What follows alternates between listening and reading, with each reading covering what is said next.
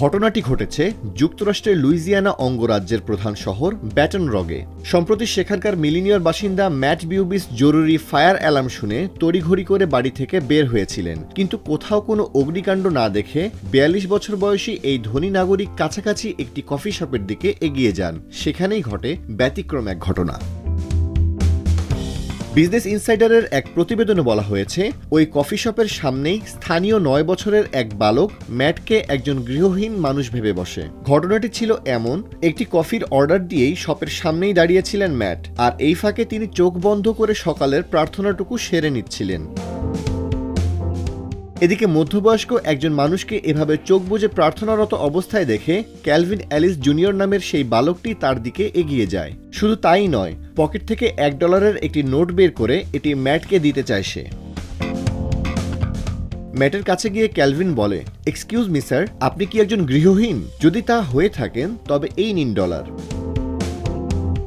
এ বিষয়ে স্থানীয় সংবাদ মাধ্যমকে ক্যালভিন বলে, আমার কাছে এর বেশি অর্থ ছিল না, ভেবেছিলাম $1 দিয়ে হয়তো ওই ব্যক্তি কিছু কিনে খেতে পারবেন। ক্যালভিন জানায়, স্কুলের পরীক্ষায় ভালো নাম্বার পাওয়ার জন্য ওই $1 তার বাবা তাকে দিয়েছিলেন। তবে এই ঘটনাটি ম্যাট নামের সেই ভদ্রলোককে চমকে দিয়েছে। ছোট্ট এক বালকের এমন মহানুভবতায় তিনি মুগ্ধ হয়েছেন। পরে তিনি ক্যালভিনকে নাস্তা কিনে খাওয়ান আর তার বাবাকে একটি কফি পান করান এবং দুজনকেই ধন্যবাদ দেন। শুধু তাই নয়, ক্যালভিনকে তিনি শহরের একটি খেলার সরঞ্জামের দোকানেও নিয়ে যান আর বলেন, তোমাকে 40 সেকেন্ড সময় দেওয়া হলো, এর মধ্যে তুমি যা যা নিতে চাও পছন্দ করো।